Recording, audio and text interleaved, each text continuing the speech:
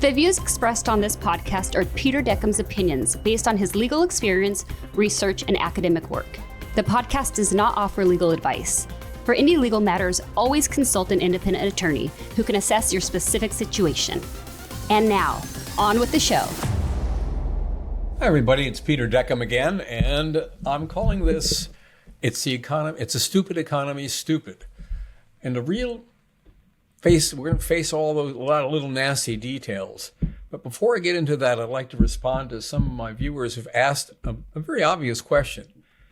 How come we call it global warming when it's so damn cold here? And that's not hard to explain, but part of this is to understand that when you heat the Arctic, the air in the Arctic expands and it pushes the cold water, cold air, cold everything below it south. It redirects the Gulf Stream. It does a whole bunch of things. You also have La Nina, El Nino. You have a lot of other effects. But the basic sum and substance of it is the cold air that normally would stay north is pushed south by the warming air in the Arctic. So that is often referred to as a polar vortex. And it is exactly why we have so much fun freezing our butts off when we're talking about global warming.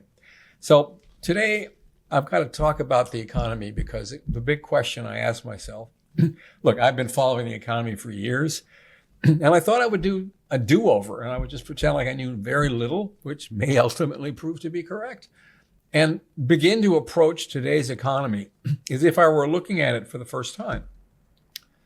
And, you know, there's a lot of crazy things about the economy, and one of the things I've said in the past, don't measure the success of this country based on the stock market. The stock market is not an indicator. It is an indicator, but it's not even a powerful indicator of the overall well-being of the country. Basically, most of the stock is owned by 20% of Americans. And if a few large players jump into it and manipulate it, it changes the entire stock market. And it's currently the leading economic indicator that seems to be sending out false signals. Let me be specific about it. 80% of the unbelievable gain in this stock market is attributed to one industry, artificial intelligence. And if artificial intelligence shows any sign of eroding, then, my fine feathered friends, that stock market is on a very, very flimsy basis. Oh, I'm looking here. Apparently on Thursday, November 13th, the stock market started making adjustments, taking down AI stocks significantly. It was the worst trading day since the spring sell-off. So we're already getting hints that this is not sustainable. And if you start looking at the earnings report, sure, the big guys, Google, Microsoft, Oracle, et cetera, they're always going to make enough money. NVIDIA is doing very well, but NVIDIA is very much a one-trick pony. It's pretty much totally predicated on its AI chip and the use of that AI chip. What's fascinating about all this stuff is American companies are competing with each other. And sure, some of them are making some money. It's working sort of kind of, yeah. But the truth of the matter is no one's nailed it yet. And a lot of the companies, when you ask them, how are you going to make money with AI, other than going, I, which is another way of pronouncing AI, is simply by letting AI tell them how to make money. Huh? What? You mean AI is going to tell you how to make money, and therefore I will use that program later and I'll explain my That's not going to work, and we know that's not working. There's also another mega problem with AI, and it is called climate change. AI sucks down more electrical power than any medium or any technology we have seen in a very long time. And the reason is, with all that information constantly being generated and stored, you need massive file servers. And those file servers suck down electricity like a baby having its first meal. It's pretty amazing how much it needs. And what's even more bizarre is there are large segments of the AI industry where these file servers are sitting unused. And those file servers with a lot of noise, they're not used for anything, and they're going to be obsolete because basically computer chips chips that are used to store this stuff, and it's a very specialized chip that is used in AI, basically get replaced every 3 years. So now we have this very strange reality where these massive, massive warehouses filled with file server banks are not doing anything. They're just sitting there. Kind of like Congress was when they were out during the shutdown. They're just sitting there.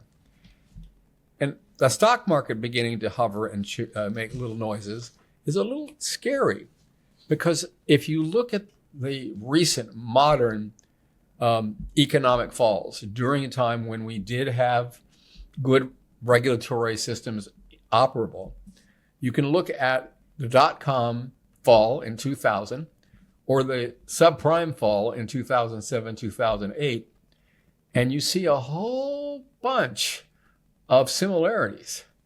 And so what happens if that comes to pass and the only economic indicator that we can point to that's up is the stock market? If that goes down, we got nothing.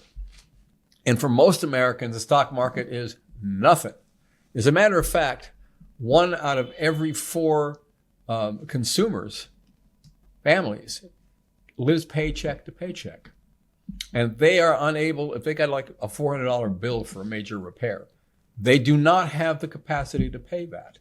They would have to borrow or do something on credit cards. They just can't pay it. But think about that. 25% of Americans are living paycheck to paycheck. That's not a very healthy place to be in the world. And then you start looking at, okay, so we have a lot of little minorities needing help, and why are we giving so much money to them? For example, those people who are receiving subsidies for Affordable Care Act or Obamacare, whatever you want to call it, represent approximately 6% of the country. We are basically stripping most of those of reasonable access to health care and literally watching their health care premiums, if Congress doesn't extend the health care, probably double or more by January. That's not a particularly happy moment in the time-space continuum. But you have to understand that budgeting has gone from budgeting to open warfare. Since 2010, when the Affordable Care Act, the ACA, was passed, the Republican Party has done everything in its power to kill it. They've had some success at the Supreme Court, but at the moment when they basically were able to get it blown away, a Republican, John McCain, refused. They needed his vote, and he absolutely refused to vote to kill the ACA. The Republican Party has basically said repeatedly, we have a better plan. And we have been asking them for 8 years. Nothing has ever been produced. So I know that the ACA is flawed. And I know that it's a huge part of our economy. Healthcare takes up about 17% of our gross domestic product, maybe as high as 20%, depending how you allocate it. That's a huge payment. And we have one of the best healthcare systems in the world if you're rich. If you have complete access to every technology, every pharmacological discovery in the world without worrying about the cost, you are going to get the most amazing healthcare in the world. But God help you if you don't fit into that little pod. And here's the problem. We love playing with labels. And my war, and I've said this before, is I hate labels because they are simplistic opinion makers which absolutely no understanding behind the label. I've said this before, and I'm going to say it again. Socialism is where the government owns the means of production, they own the wealth, they own the land. It doesn't mean they're providing social programs. It does have a little word called social, but I guess, if you go social media, we're having a social event. That doesn't mean that a social event like a dance is socialism. It doesn't mean that social media is socialism. But what you get is a group of old folks, and there's a big transition with the Gen Zs who don't look at socialism as a bad thing because they're beginning to think that capitalism is the real culprit in all this, and basically social programs like public education. If you say that's socialism, and Ms. DeVos, when she was cabinet secretary for education during Trump 1.0, actually believed that public education was a form of socialism. It isn't. And we are the only country in the developed world, and often a lot of other parts of less than developed world, that does not have universal health care as an absolute fundamental right. Not a privilege, a right. I mean, people say, well, that's those people in Sweden and whatever. Every European country has universal health care. And people say, well, yeah, but you're putting the insurance companies out of business. I like to get sad over that, but I'm not going to get too sad. Germany's actually figured out how to retain those insurance companies by making them the administrators of the state universal healthcare system. But nobody takes profits in the developed world and says they're much more important than having health for our people. We are the outlier. And if you try to tell me that Germany, that makes Audis, Mercedes, and Porsches, is socialist, or in Italy, hey, we got Maseratis and Ferraris, they're not socialist countries. They're places where capitalists do real well, thank you. As you start looking at the people who are making a lot of money and living in Europe, they're paying high taxes, okay. But everybody in those countries is covered. You have medical bankruptcy is rare, almost never happens. It's a very common reality in the United States. Now, if you're making a good living and you get your health insurance covered, and you ask yourself, why should I care? I'm not affected by it. Why should I even give a damn about economic realities for people so far down the list? Why do I care? Well, a couple of realities. First of all, if in fact, let's say you cut all that healthcare stuff, support for people without the money to pay for it, they all go to hospitals and the emergency rooms. They start draining those hospitals' facilities like nobody's business. You need something when you go to the hospital. Unfortunately, you may not get it, even if you're wealthy, because the system is paying for people that are not providing money to the system. That's what Medicaid does for people without money. That's what ACA provides for lower income people where people can't access it. So all of a sudden, this hospital is picking up the tab for all these people, because under most laws, you can't turn down somebody if they're bleeding to death when they come to your emergency room. Besides, what are you going to do when someone's unconscious? Search them to see if they have health insurance papers on them? That's just not a realistic, it's not just real. You got to go somewhere and understand. All medical costs will start absorbing that one way or another, and we don't have the facilities for it. As we've cut over $800 billion out of Medicaid, and we cut back $186 billion out of SNAP, Supplemental Nutritional Program, what's happening is those numbers are finding their way in a more expensive way into our system. Let's say we're doing all kinds of stuff that's making life much more expensive for us. We're becoming rapidly uncompetitive. Give you another example, climate change. Well, it's a hoax. It's not real. We're spending too damn much money. And by the way, that's a trend going throughout a lot of very rich countries. They said, this cost of this climate change stuff is too much. We can't afford it. We'll figure out someday there'll be a technology that'll fix it. We'll stop paying for it. Well, that's nice. And then a hurricane hits and a town gets wiped off the face of the earth. Or there's a wildfire and very expensive real estate goes up in smoke. Or your factories are destroyed, or a tornado slams into a warehouse and destroys it.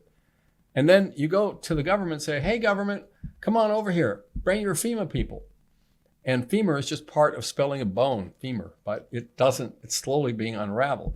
The other reality is, if you are living in a blue state and you happen to have a wildfire, hurricane, whatever the horrible du jour, earthquake, whatever, you're finding that, the government actually isn't making FEMA payments to those areas. If you have a shot, and even here it's being held back, if you're not a red state asking for that support, you ain't going to get it. So again, all these costs, where do they go? Insurance companies write the checks as much as they can, but then they have to be very cheap, because ultimately, if they pay all the claims as they should be paid, they go out of business. So you have state programs, you have all kinds of wonderful things going on that are absolutely making life more expensive. And now you get somebody tells you, drill, baby, drill. Let's get more oil. Oil is the solution. Oil will provide the energy we need for those AI warehouses and file servers. Oil is the solution. And you have to ask yourself, the president is going overtime. He wants to have offshore drilling in Santa Barbara and other places off the Pacific coast. And the oil companies aren't really saying, hey, we really want to do that. Why? Why wouldn't they want to go and get more wonderful stuff offshore? And the answer is very simple. The whole world is gearing itself to live without oil. So one thing is for sure, an entire planet of countries is pushing back against fossil fuels. And smaller countries that have, they have to pay for all this stuff to generate power. Almost all of them have solar, tide, and wind available power, but they can't afford to pay for fossil fuels. So the world is basically saying, you know what? We're not going that way. And I love if you want to keep talking about it, but you don't want to show up at COP30, Mr. Trump? Okay. Gavin Newsom, who obviously seems to be running for president, showed up, but you don't believe in it. It's a hoax. Well, hoax is a very interesting word because it means somebody basically wanted to play a nasty on you and has spent decades and decades trying to fool you. Hoaxes get discovered long before 30 or 40 years happen. And all the oil companies know that that's not a growth industry. They're all trying to get into other areas.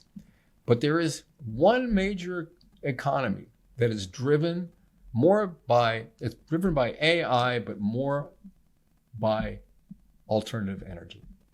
It accounts for 74% of the investment in alternative energy on planet Earth. We're not in that world. Our president has said, don't waste your money on that stupid thing. You're being conned. Well, the world loves to con because they're buying up alternative energy like it's going out of style. And here's the strange thing.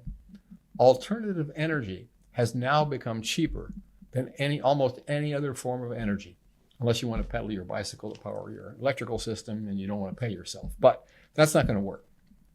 74% of the investment in alternative energy is coming from China. As Donald Trump told the United Nations a very short time ago, China builds these really ugly turbines, and they're ugly and they don't use them.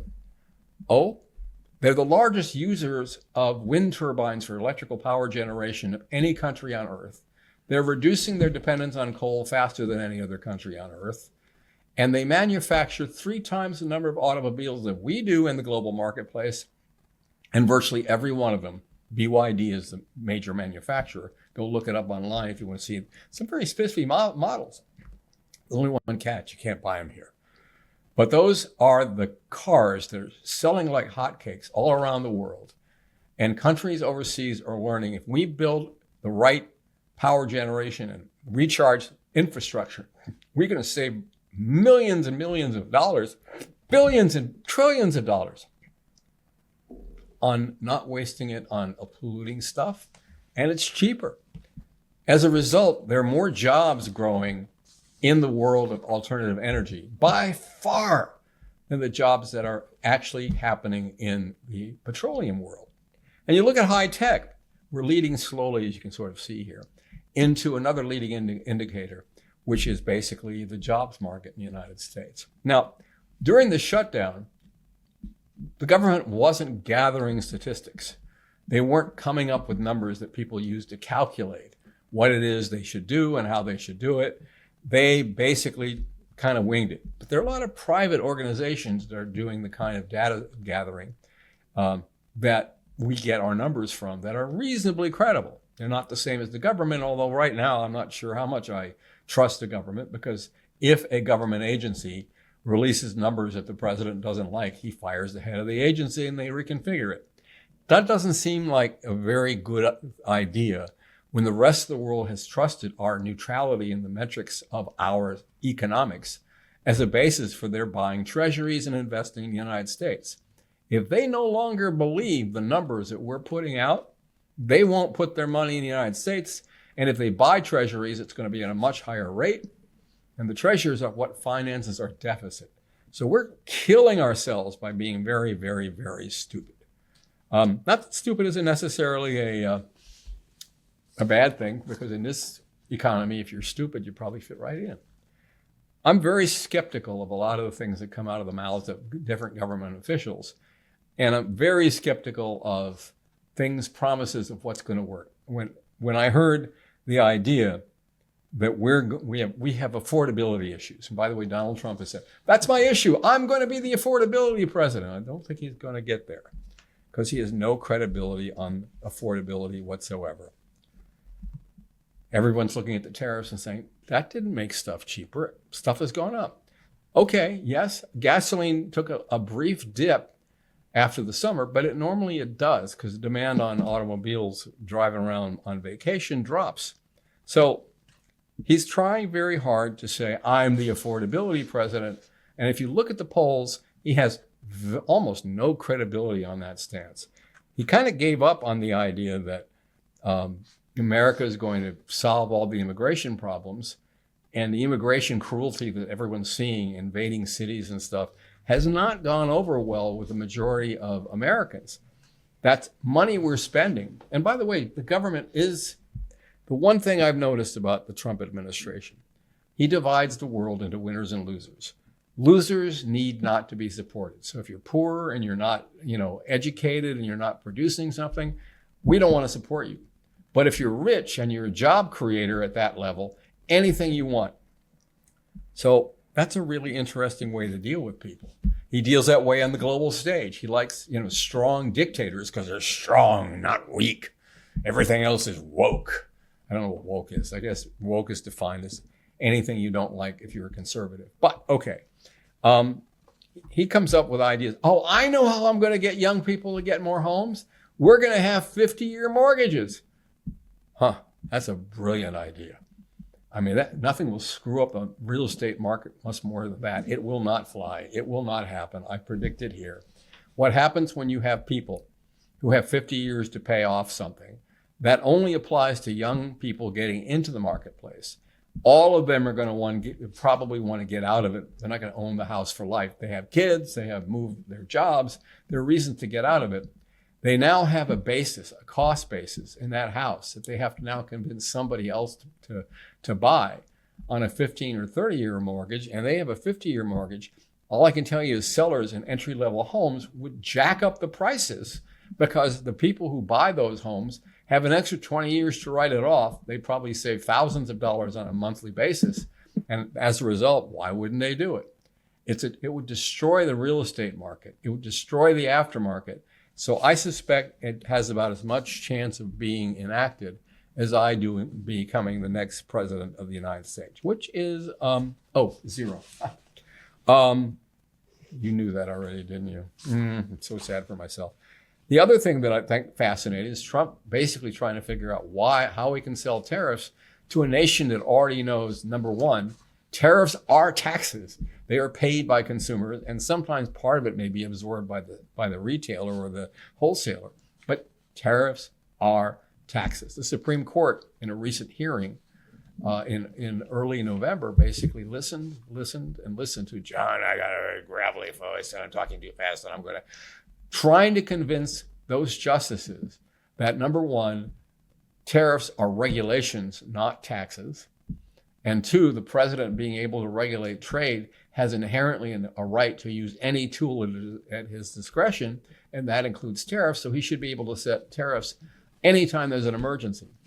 Well, the word tariffs doesn't even appear in the statute that he's relying on. They don't talk about that. They talk about emergency economic realities in the international marketplace, what they call IEEPA.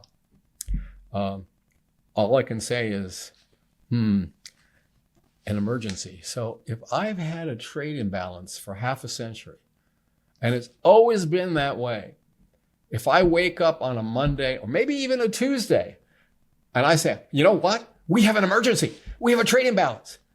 But we've had it for 50 years. Why is it an emergency? What is it about that? Isn't an emergency an event that happens suddenly that we have to respond to? It's not something we've been doing for half a century, if it's that old.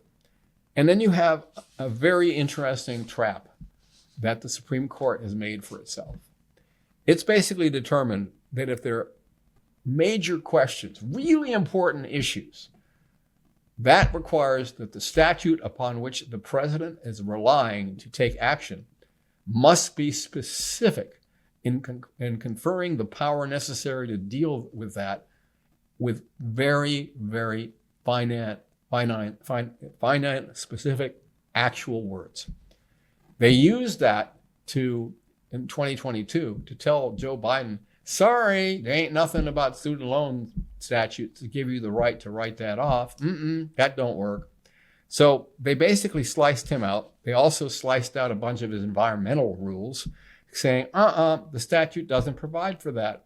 Well, guess what? Neither does the statute upon which Trump is relying. It doesn't even mention the word tariff. So that doesn't look good for him. And every single member of that panel, Supreme Court panel, right wing, left wing, and no wing, was basically saying, we aren't buying this. The problem is, as of September 30th, the president has generated $195 billion in tariffs.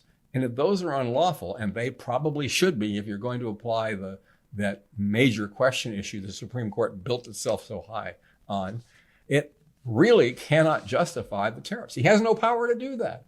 That's a congressional power. It's in Article 1. The power to set taxes is definitely allocated to Congress, and they can't delegate that entire right of determining stuff to the president. They can maybe give the president the right to act in a minor way to respond quickly to an emergency. But I'm watching right now as the president is hovering around Venezuela, thinking about how he can invade the country when that would be an act of war, and only Congress has the power to declare war. Stuff's going wrong here. We have a lot of interesting things going on economically, but let me talk about the top line, the most important part of economic value. The United States has become the most powerful economy on planet Earth because of a number of things. I can't tell you how important the one fundamental basic of the United States is to its profound wealth, and that is people trust us. They know that we're a nation of laws, not bylaws. And very early in my podcast, I talked about the difference. The rule by law allows a dictator to say whatever the hell they want and call it law. The rule of law means is a body of morally based, legislatively passed statutes that are predictable and linear. And that allows people to make contracts, to sue people for breach of contract, to deal with bankruptcies, to deal with transmission of goods across international boundaries, to basically save, workers into safe working environments. That rule of law is the reason the United States is rich. You take that away, you start firing people because they didn't give me the numbers that I like. I'm, only appointing people to positions who are going to say what I want. And we had this little discussion when I covered the Federal Reserve, we are losing international trust. China is gaining international trust.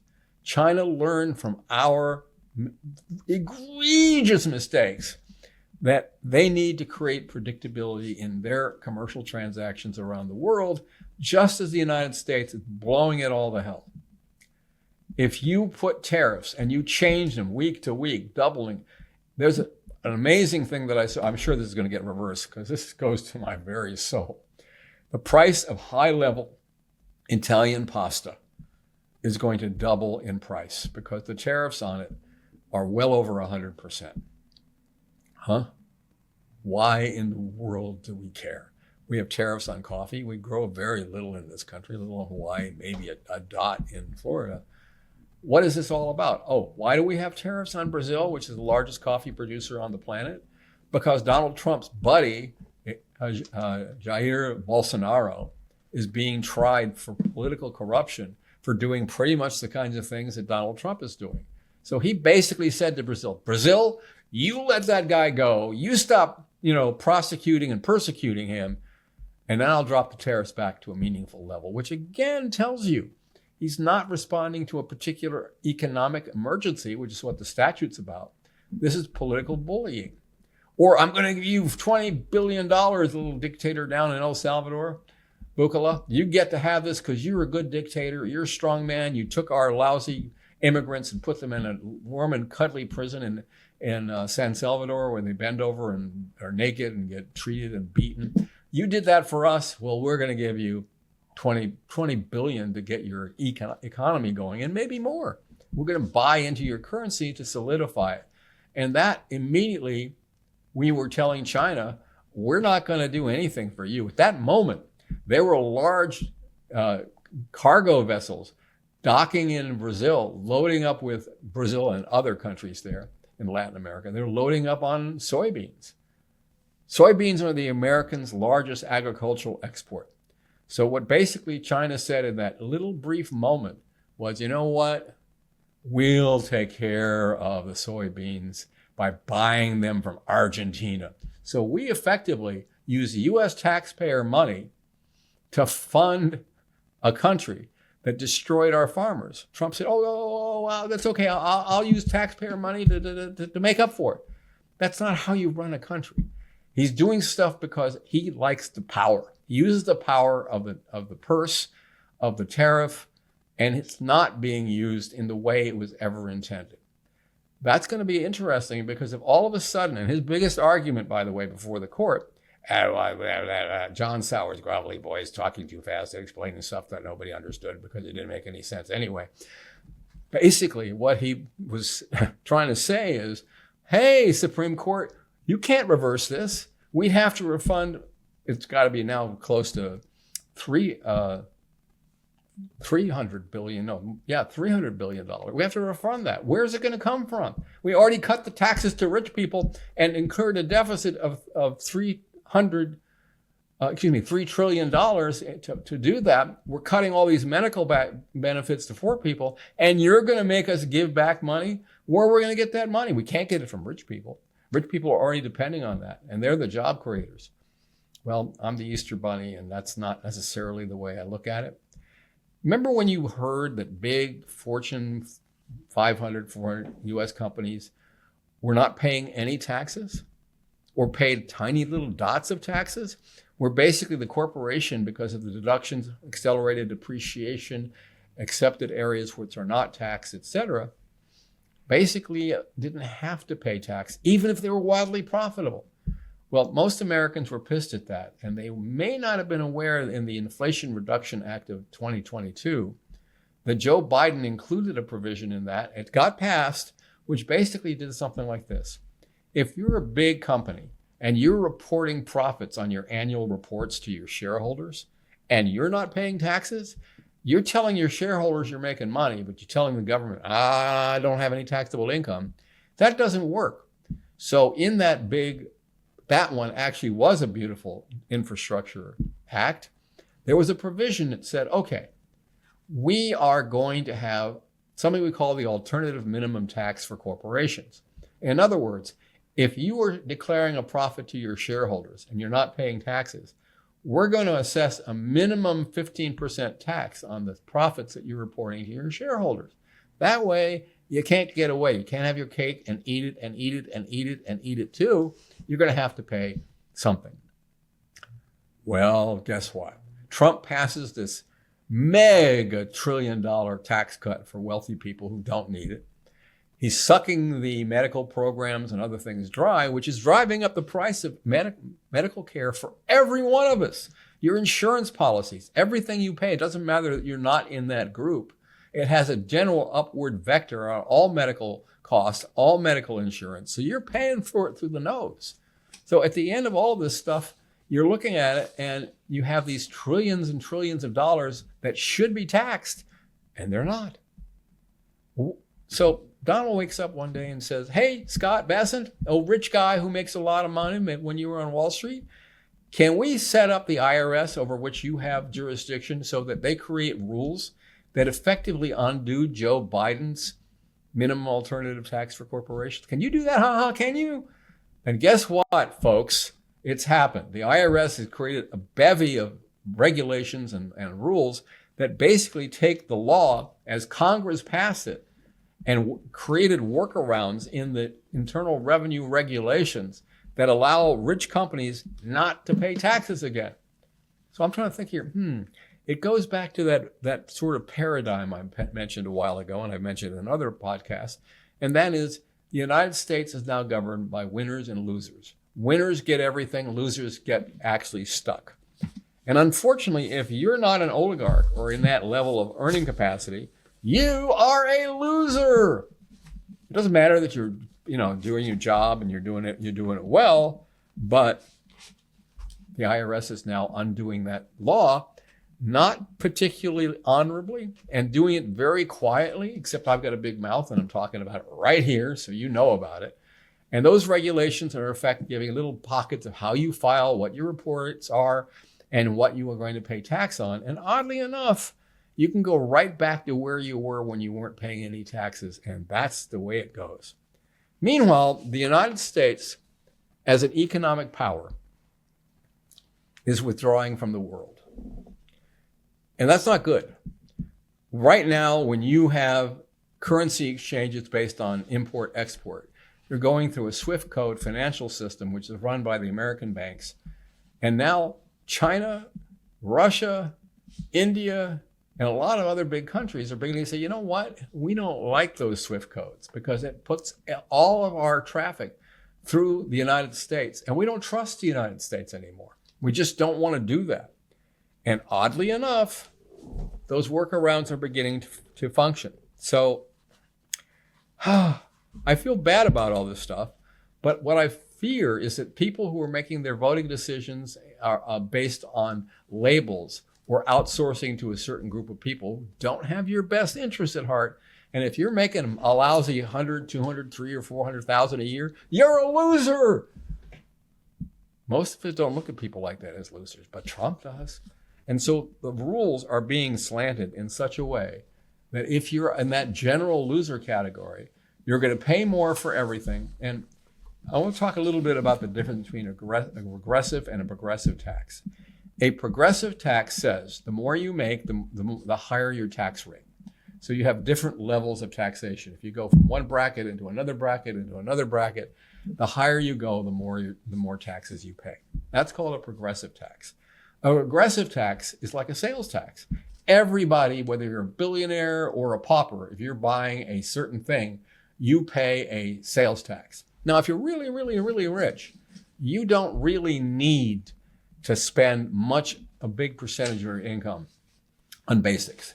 You don't have to go crazy at the grocery store. Those white truffles are expensive, but you don't have to pay that much of your income. Whereas 1 out of every 4 taxpayers, Americans, absorbs 95% of their income for necessities. That leaves 5% for discretionary expenditures. That's not good for growth. It's not good for anything. It's not good for the rich people. What they don't seem to understand, if the rich people wind up owning everything, then how in the world who's going to buy their products? Is it all going to be B2B, or are consumers out? Which is strange because today, 68% of the GDP, 68% of our economy is generated by consumers. So do you want to take that 68%, we'll call it 70%, round it off. You want to take that 70% and just throw them into the garbage? And then if you think socialism is a bad thing, what do you do to support people when the rich people own all the assets, i.e., they have AI, they have all the computers, they have all the systems, they control all the stuff because they're so rich? How do you sell products? You have to start giving money to people. Just giving it to universal basic income. So we become socialists, not because it's a wonderful, American way, but because we have lost the ability to earn money. You go to college for 16 years, you get nothing. You go to college for 2 weeks, you get nothing. Because basically the jobs are being sucked down. We have the tech world is firing people because they're not superstars in the world of AI. We have lost 141,000 people out of tech world. And here's the job market. Here's the job market you may or may not feel. Yes, unemployment is kind of steady. The furloughing or firing of federal employees has not helped the job market in any way, shape, or form. But what you're looking at is a very strange phenomenon where people stay in jobs they hate, and people who want jobs coming out of college, looking for a future in their world, are finding nobody's looking for jobs. It's kind of a weird stasis. The job market right now sucks. And job market is one of the leading economic indicators that will tell you whether we're growing or not. The United States population is contracting. Replacement population, in other words, keeping the population at the same level, I've said this before, requires 2.1 live births per married couple. I guess you don't have to be married to have a baby. We're at 1.62. That means we're contracting. Meanwhile, we're dumping immigrants who are doing work that American laborers will not do. Try to put an American citizen into a cotton field to do any kind of stoop labor. It ain't happening. So we have crops rotting in the fields, food costs going high, because A, we have tariffs on anything we import. You like avocados, you like tomatoes, you like all kinds of stuff. All those things are generating, tariffs on them. The price is going up, and Italian pasta is part of it. So it's kind of really, really weird. But what I'm also finding out is as the United States begins to withdraw from the world, we've also told the world we're not going to go to the next G20. We just don't care about it anymore. We're going to boycott it, just the way we boycotted COP30, which is the climate initiative in Brazil. We're telling the world, go screw yourself. And we're going out, and the only thing we're doing in our international policies is bullying people, unless they happen to be dictators, in which case we're embracing them. Losing the rule of law, basically bullying foreign countries, withdrawing from international negotiations, particularly over trade and climate, absolutely works in our. It's horrible, because ultimately what happens is the world says, okay, we'll get used to the United States be acting like assholes. We'll just get used to it. And we'll do workarounds. We don't need the United States. It's going to take us a couple of years to get used to it, but we can get used to it. We've had wars. We've survived. Ultimately, and the president knows this. It's why he's proposed what we call the $2,000 per non-rich American to be spread out and pay for, hey, Americans, this is your tariff dividend. Well, there are a couple of problems with that. Number one, he ain't got the power to do that, unless he wants to give away his own money, in which case he's welcome to do whatever the hell he wants with it. But Congress has to approve it, and they won't get it through. And one of the strangest economic indicators, and I've got a little story here that I read that just absolutely blew me away. McDonald's is losing its lowest income customers, and it's not hard to see why. If you go into a McDonald's, and you've gone to McDonald's, say, a year or two ago, you're finding prices 20, 30, 40, 50% higher than they were. And if you think it's worth buying a Big Mac, okay, go ahead, but you're going to pay a lot more for it. And people who are in the marginal areas of earning can't afford to do that anymore. So they're downsizing.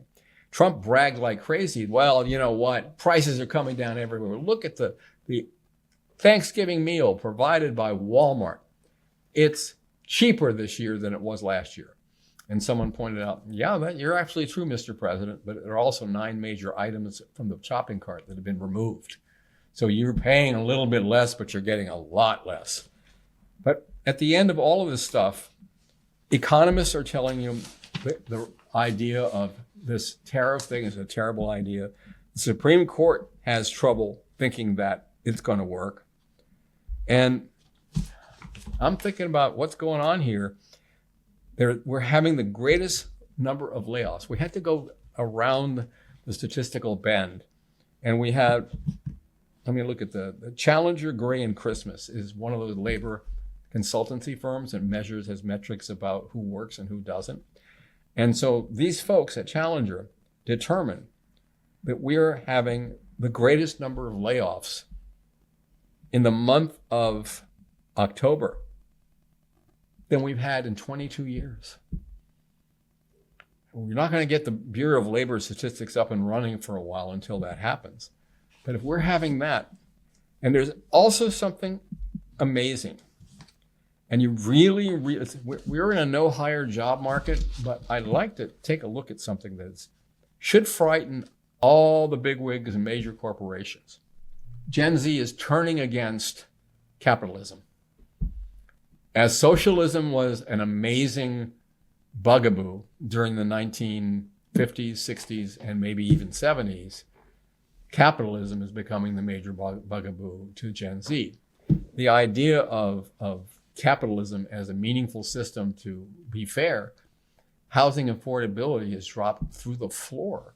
In certain markets, 7 or 8% of the working people in that market can't afford to buy a house. Rents are going crazy, and people are unable to live even moderately okay. So if you happen to be someone who make your money on stocks, you are flying high right now. You are really happy. People who own lots of stocks are buying new cars, are traveling to Europe. They're having the best time. That's because in their world, the stock market is the only metric of success. So I absolutely look at all the metrics. And if you ask me, are you better off than you were a year ago? For 90% of Americans, the answer is a flat no. Maybe it's 80%. The government doesn't work for its people. The economy doesn't work for its people. And it's rigged. And if you want to live in a rigged economy, great. I don't. I believe in honesty. And as you know, I'm a fact freak. And so I'm freaking telling you facts. I hope some of these facts come back to the reality. Vote, but don't vote labels and don't outsource your vote. Look at the variables. When people say it's a great economy, and I'm going to close this with something that was done on November 10th, and this is on Laura Ingraham interviewing Donald John Trump on Fox News. Laura, why are people saying they're anxious about the economy? Trump, I don't know that they are saying that. I think the polls are fake. We have the greatest economy we've ever had. You know that's not true. I know that's not true. And Trump has gone around and said to all the leaders, Republican leaders in Congress, please shut your members up, the GOP members up, and stop saying how bad the economy is. Unfortunately, if the Democrats are going to prevail in 2026, it's because of the economy stupid, or it's a stupid economy stupid. So as Peter Deckham saying goodbye, hope I've cheered you up. But if I haven't, maybe I got you on a real plane where you can do something about it. And trust me, your vote matters. We'll be back with questions right after this.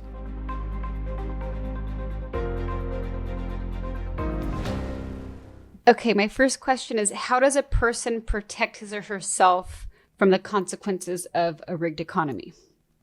How do you do it? Well, you can leave the country. Not the dumbest idea. And a lot of Americans are. The immigration rates, emigration with an E, are very high. The other reality is, take a look at what you do for a living. And I know that the one thing that Gen Z has done better than anybody else is they have side hustles. They go online, they sell stuff, they buy stuff, they mark it up, they know how to do stuff well. I would also say this is the moment in the time-space continuum where you better have AI skills in whatever you're doing, whether it's retail or anything else. And basically take and start cutting things you don't need, because this economy is not going to explode into wonderfulness. It's been ripped apart. And when you tear something down, it takes a while to build it back up. So you're going to be in for some bumps. And let's get rid of these tariffs first. They're stupid. There's no justification for them. They are taxes. And anyone who says they're not taxes is wrong. To follow up on that, what should a person do, or what could a person do with their money now to help protect from what's coming down the pipe? There are a bunch of things that gold has skyrocketed. But that means it's priced very, very high. The last place you want to be is investing in what you think is a growth stock market. If it's an American stock market, anything AI, we're going to have a bubble. It's going to burst and it's going to crash the economy. So what you really are looking at is stuff that's valuable, commodities, stuff that is basically tangible that you can touch and feel, and not stuff that has to grow in a new business plan that works. If you want to not lose money, you can put your money in U.S. Treasuries. I don't think the U.S. government is going to go bankrupt, but the interest rates paid on U.S. Treasuries is minimal. At least you won't lose your money. But I say commodities, real estate is going to experience some bumps too, because affordability is basically how people decide to buy a house. And affordability drops like a stone. There are fewer people buying it. And if our population is contracting, we have additional issues about that. So real estate is speculative. It's always been speculative, but if you think we're going to experience the kind of growth we've had in the past, where within 4 or 5 years, real estate has gone up 30 or 40%, I don't think that's going to happen. If AI starts to take over most, if not, quote, all the jobs, and it leads to a situation where people can't make a livelihood and therefore need some sort of universal basic income, what does a U.S. like that look like? Does that work? I think we call it civil war. I think it's a point in time where nothing that you've ever believed in currently works, and it only works if you're mega rich. Remember, someone owns those file servers.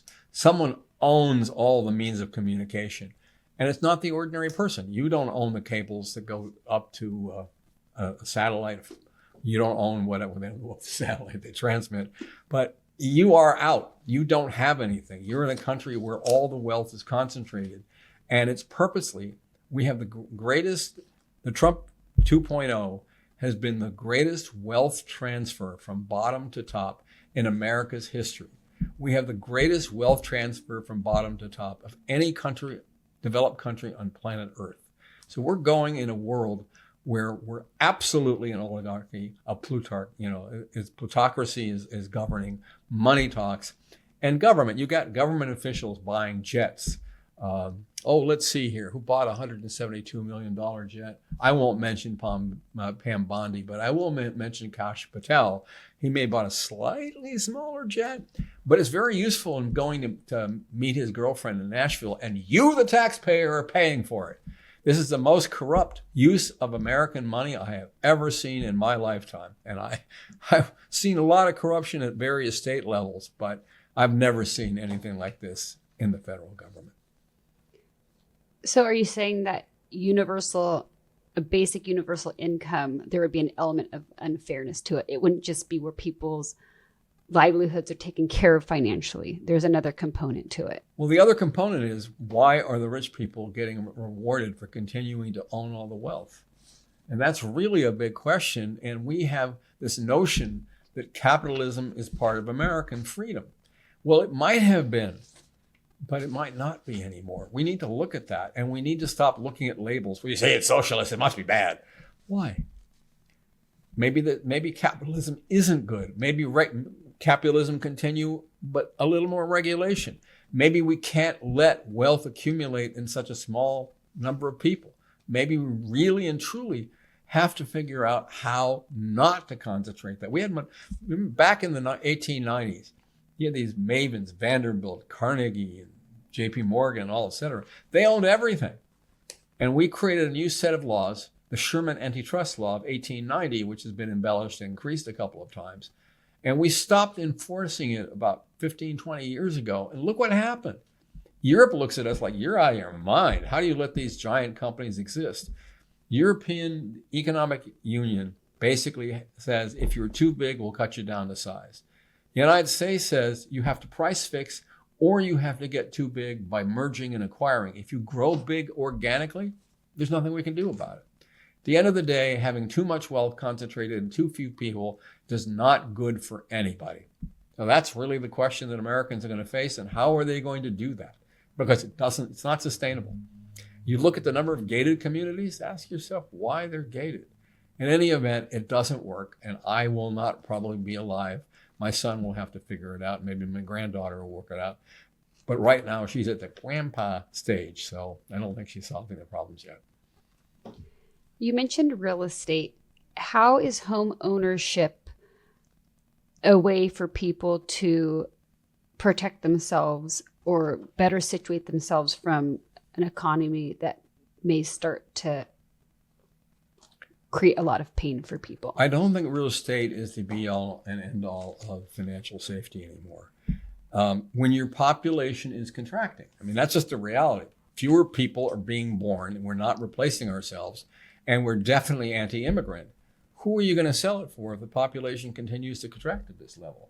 So you have some very harsh realities.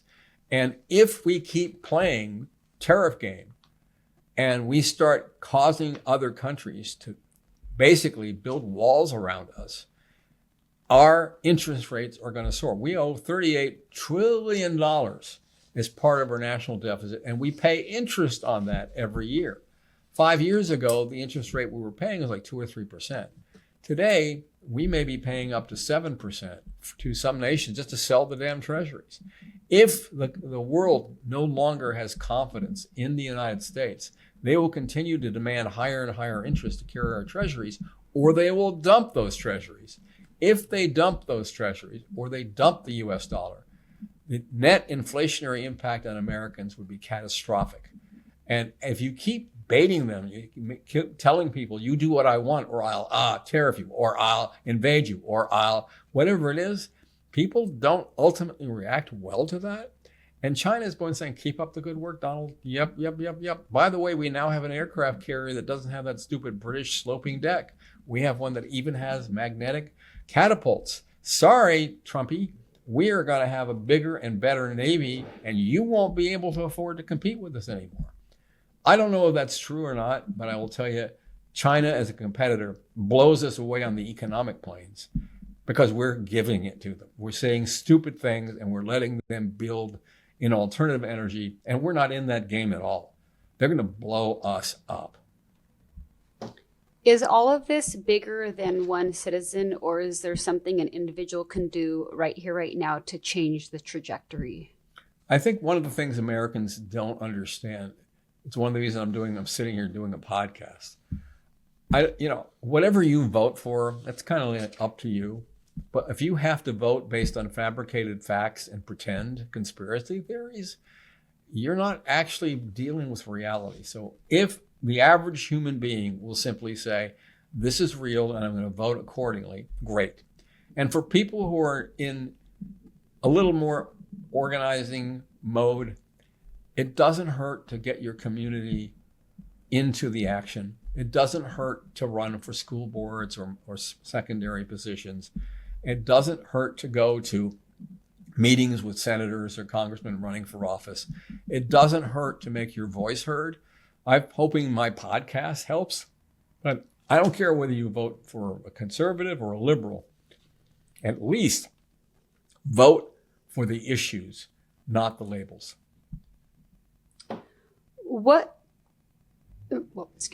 Could a different tax structure effectuate change? And if so, what would that structure look like? It's the one thing that Congress, right-wing Republicans say they will die before they pass, but it is not uncommon in other Western countries. It's a wealth tax.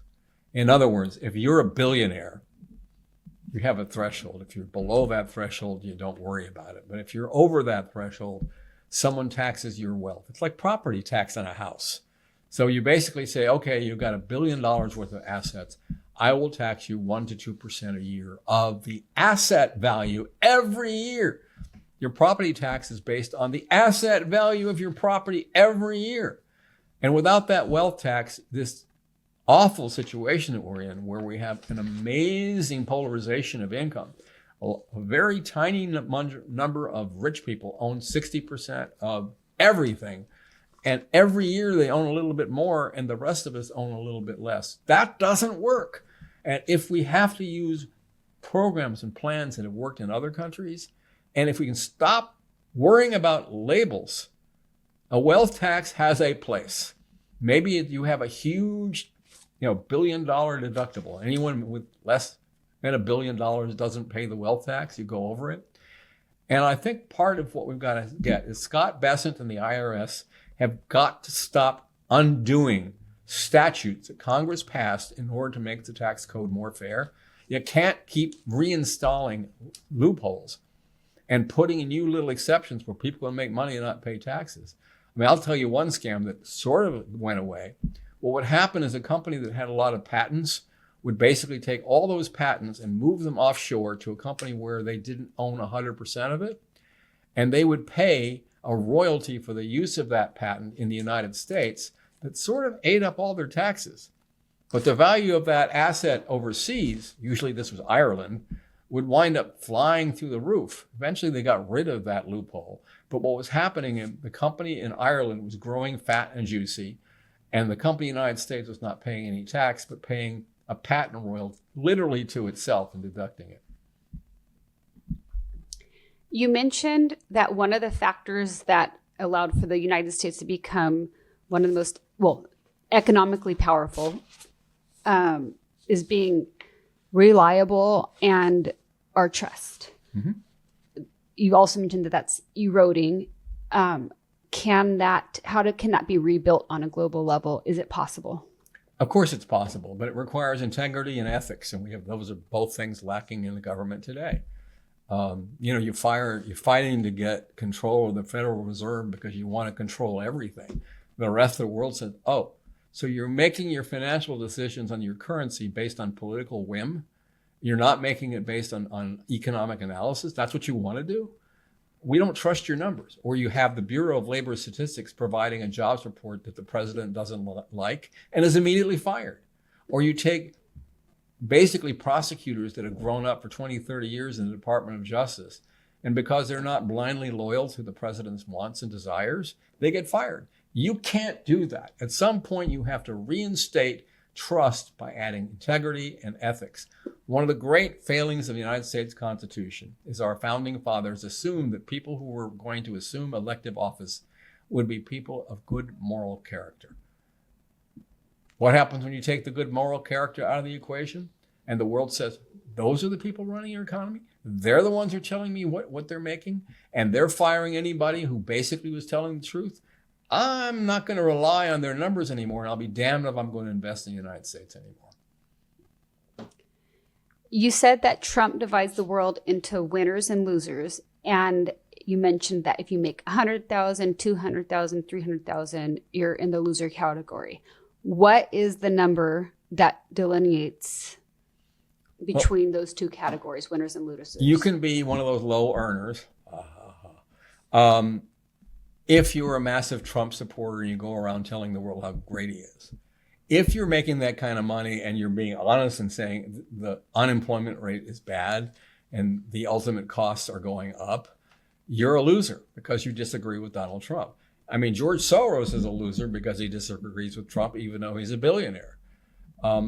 It's also, look at the people. If you really think Bukele in El Salvador is a good leader, if you really believe that Viktor Orban in Hungary is a cat's whiskers, I have a cat, I don't mean to insult cats, then you are basically saying, I'm not rewarding competence, I'm rewarding arrogance and strong men. I like to say strong women, but women aren't so nasty. Maybe the secret here might be all the men get out of office and women come in and take over. I smell thinking. Something's burning.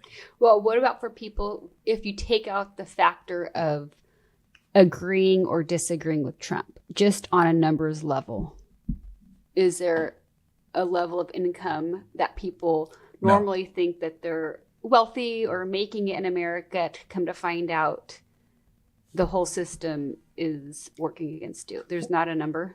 It isn't a number, because let's say you're worth $1 million or $5 million. And Trump doesn't like you and decides to regulate you into oblivion. This, by the way, was the Viktor Orban technique. Orban in Hungary basically was elected democratically and decided he didn't like democracy. So he regulated businesses he didn't like into the floor until they were forced to sell to his cronies. That's how he got rid of media. All the media companies in Hungary wound up being sold. So there is no free press because he drove the media out of business. And if you drive people out of business through specifically targeted regulation, I mean, you look at for example, at the absolutely necessary, how do we live without it? Ballroom. Oh, you're not paying for it, Americans. We're having my donors are going to pay for it. And you look at the donor list and you realize Everybody just about on that donor list is somebody who does business with the government. They either are, government contracts, or they need government permission to do things. Disney buys an asset. It can't buy a corporate asset without being reviewed by the Securities and Exchange Commission. So if the Securities and Exchange Commission doesn't like you, may drag it out for a couple of years, or they disapprove it. Or the FCC, the Federal Communications Commission. It's also involved in mergers and acquisitions where broadcast assets are involved. And all of a sudden, FCC says, you have a license to telecast on your O&Os, owned and operated television station, and don't think you should have a license. I think we're going to look at your license again. So literally, you're sitting there looking at the fact that if you lose those broadcast licenses, or if those mergers and acquisitions or spinoffs are not approved, you can lose billions of dollars. You're going to probably want to fund a ballroom. Okay, one question. You mentioned that a lot of countries have healthcare as a right. What is the source of that right in any of those countries? Well, number one, they've made a determination that profits don't have to trump healthcare. Healthcare, the right to be healthy, is something every citizen should be able to have. So what they do is they're not going to place profits over the health of their citizens. They have to fund it enough. It's not cheap. But literally, we spend 17% of our GDP on healthcare. The next highest expenditure of the percentage of GDP, I think it's like Switzerland, whatever, it's around 10%. It's a huge difference. And so what you've got, one of our mutual friends is an American who works in Germany, and he has German healthcare. And the German insurance companies administer it. So they make a profit, not as much as they would have in a market situation. But when this gentleman goes to hospital and walks out having had major surgery, blood transfusions a month later, and doesn't fill out anything and just walks out, it's done. Or he's overseas. He's having a weird blood disease that could kill him. And he's at a very, very good hospital, Cedars-Sinai, one of the best in the United States here in Los Angeles. And he calls up the insurance carrier in Germany and says, I know I'm covered, but it's going to cost $250,000. And the guy in Germany says, we know what the procedure is. We're familiar with it. And don't worry about it, it's paid. We have to prioritize human health over money. And if the doctors are saying, I've got this $150,000 a year in liability insurance, medical malpractice insurance, and a lot of these doctors learned something during the pandemic. If you were a practitioner where people had to come to your office for whatever it was, an injection, an X-ray or whatever, people stopped going to their local physician. They left them alone. So here are these doctors having spent all this money building their office and having a practice, and nobody's going because they're scared of getting COVID. If the doctors were in a system where they have regular paychecks, probably 70% of the doctors would be better off. And sure, 30% wouldn't, if you have cosmetic surgery and stuff like that, maybe you exclude that. Also, in certain systems, there is an upscale medical practice. You can look at the British system. If you go down a particular street in London, they're nothing but high-end physicians. You can actually do things that you want, but at the end of the day, a human life is precious. And countries that care about the human life have universal health care, and countries that don't give a damn don't. Every single Western democracy, every single developed country, and a lot of not so developed countries have universal health care. We are the outlier, and we are paying for it through the nose. That includes pharmaceuticals and everything else. Our pharmaceutical dollars are subsidizing them. Am I remembering correctly that Germany's right to health care is written into their constitution?